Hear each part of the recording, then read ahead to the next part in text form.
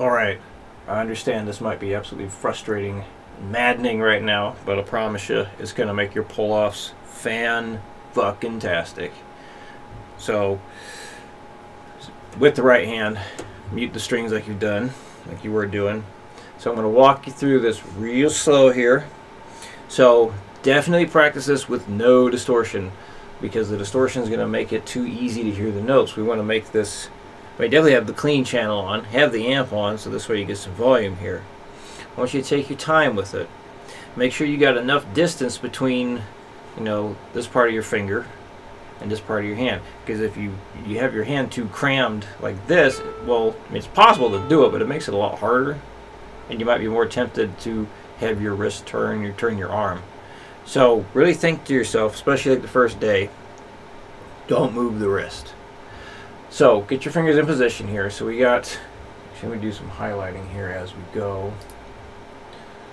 So you're setting up for those first three notes. I'm not going to worry about the timing here. We'll get to that. So you got the strings muted here. So don't put your hand on hard. You don't need to hear a hammer on. In fact, we're trying not to hear a hammer on. So you got your fingers all placed here. So you pluck the string with your pinky. So basically, you know, pull off that. So you got to go quick enough with it. If you go too slow and you keep pressure pushing into the fretboard, then you're going to bring the string off.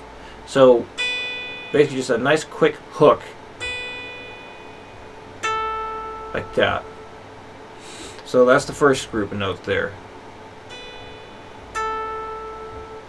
Remember, you want to avoid doing this. You're not trying to pull off like that. Try to minimize wrist movement as much as you can. And then the next three notes. So all the parenthesis notes, or notes in parentheses, basically it's a ghost note that's written out right there. So that's just telling you where you're going to place your pinky.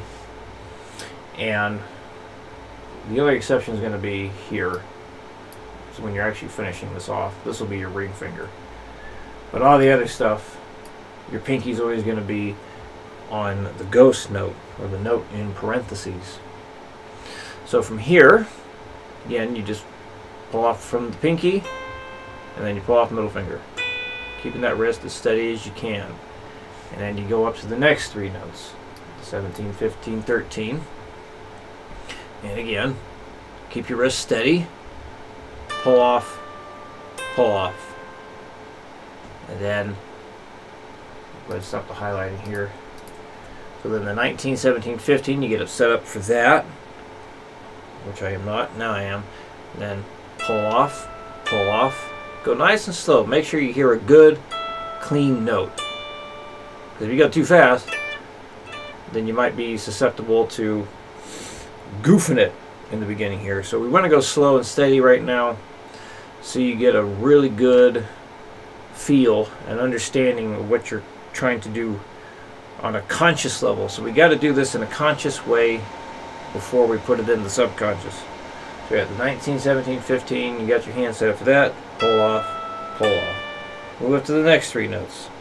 So you're set up on 20, 19, and 70, or 17, pull off, back down to 19, 17, 15, pull off, set up on 17, 15, 13, pull off. Remember to keep room for your fingers so they have room to do the pull-offs. And then 15, 13, 12, pull off. And then the last bit, we're going to just finish it on a downbeat here, just pulling off to the 10. So at first, just spend some time getting used to the different finger placements. Go nice and slow. Keep the wrist steady. So you're not going to hear the note that your pinky's holding. You're just going to hear the note you pull off to, and then the other note you pull off to.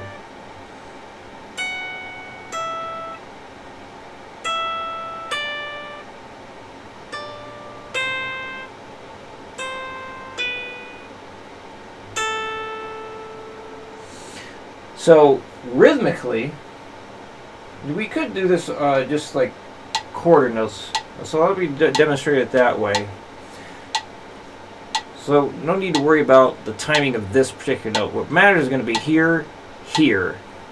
So I'm going to be counting this basically like 1, 2, 1, 2. So like a 1, 2, 3, 1, 2, 3.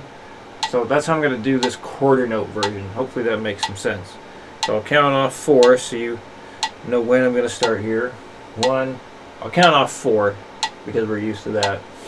1, 2, 3, 4, 1, 2, 3, 1, 2, 3, 1, 2, 3, 1, 2, 3, 1, 2, 3, 1, 2, 3, 1, 2, 3, 1, 2, 3, done. Now, with the 8th note way, we got 1, 2, 3, 4, 1 and 2, 3 and 4, 1 and 2, 3 and 4, 1 and 2, 3 and 4, 1 and 2, 3 and 4, done. So you just go in between those two speeds, I feel would be sufficient, because the idea right now is not to build speed with this, but to build a better understanding of how the motion should be in order to get the best sounding pull-offs. This is also going to make the pull-offs not just more accurate, but that's what's going to make things sound faster, because when you're doing the pull-offs correctly, you'll be able to go fast and what am I trying to say here?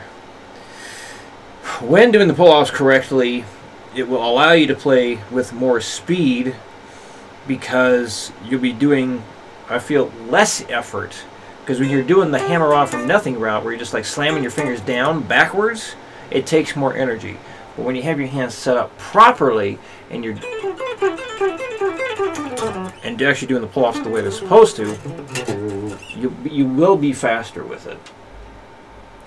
And I'm sure you already saw that I sent you a link to another video I did on the YouTube channel years ago, where my hair was really damn frizzy that day, and much worse camera being used back then. But maybe watching that will also give a better understanding of what we're trying to do here with these pull-offs. Yeah, so I would spend like the first couple days just working on this new thing before trying to do the pull-off stuff from last time. So, because I just want you to get really comfortable with this, even if it's like 5-10 minutes a day, you know, just doing it correctly, that's the main thing. And then once it starts to make more sense and you start getting comfortable with this idea, then you can hit numbers 2 and 3 from last time, and hopefully it should feel and sound a lot better to you. And then having that control over the pull-offs will allow you to be more rhythmically correct with it.